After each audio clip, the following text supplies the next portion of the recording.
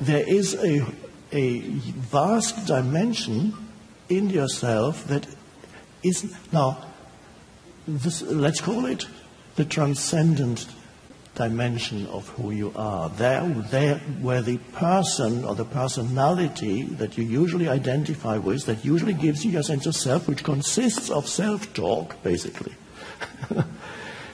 The habitual self-talk in the head explains to you who you are.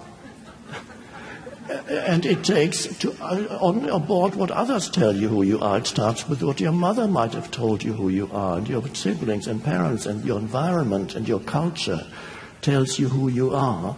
And this is absorbed by the mind, and then it becomes your story. And then that becomes the foundation for your sense of identity. This is where you derive your sense of self from. So it's a conceptualized, because thoughts are concepts, a conceptualized sense of self. It's not, and then it attempts to make itself feel a little better by adding more concepts to your mind. They might be possessions. Maybe if I get more possessions, I can feel better about myself. Maybe if I find the right person who is going to make me happy, then my life will be fine.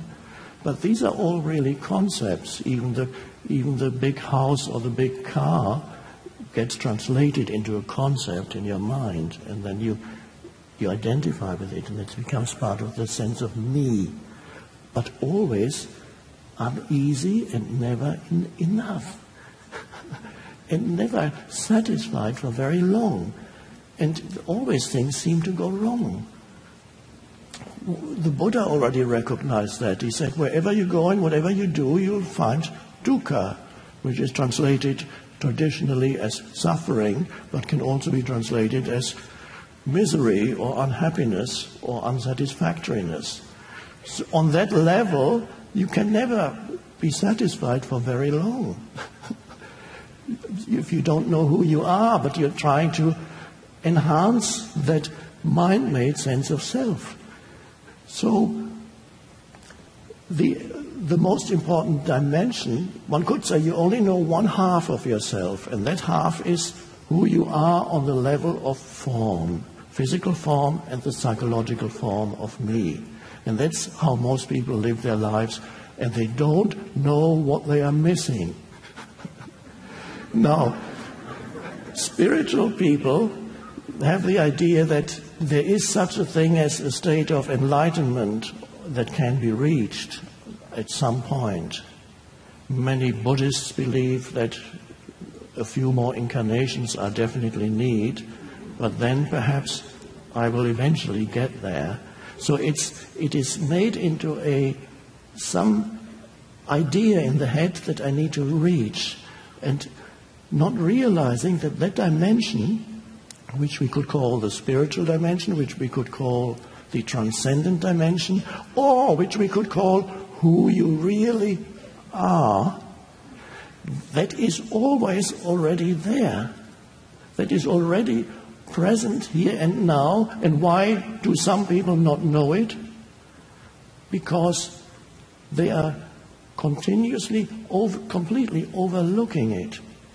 Because the movement of thought plus the emotions that go with it has an enormous seductive quality, that it hypnotizes you into continuously identifying with form that arises. And every thought is a thought form, and every emotion that arises is an emotional, it's not a physical form, but it's an energy formation.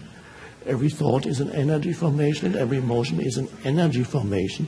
You cannot see it, but you can feel it, and it affects the body in certain ways.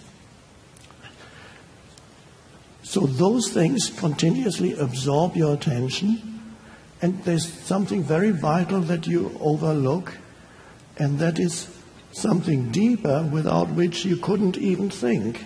There would be no thought, there would be no sense perception. So what you then overlook is the presence, the formless presence of consciousness itself, which is always there. If you stop thinking for 3 seconds, there it is. Where? Because if you look for it as if you could say, there it is, you'll never find it. So if you look for enlightenment as if it could be something that arises, and you can say, there it is, and now I have it, then you will never find it, because that's not how you cannot grasp it. Now let's bring this to what really matters right now. Can you sense that apart from any thoughts that may be going through your head right now, hopefully not many, maybe none, there is also in you the dimension of simple, formless presence. To get you there, I could ask you the question, what does it really feel like to be you right now? What is that feeling of, what does it sense, what does it feel like to be you? Now, when I say you, I don't mean your personal history. You don't have to remember that for this practice. What does it, something deeper that has never left you, that's always been there and always will be there. What does it feel like? Can you sense the presence that you are that has nothing to do with your personal history at all? There is simply the light of presence. And meditation, of course, is supposed to get you there, but you can, at any moment, you can be aware of it. How? Not by making it an object of your attention. That doesn't work. Because that awareness or that consciousness that is the essence of who you are, when you're looking for it and you go, okay, I'm looking for that great experience, the alertness behind the looking is it.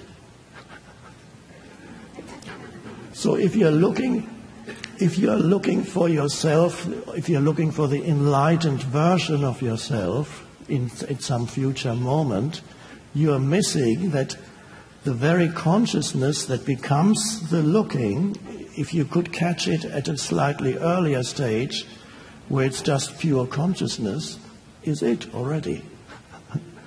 So, if you can know yourself as consciousness, as the presence, then you realize the hidden dimension of life, or the transcendent dimension. I sometimes call that the other half.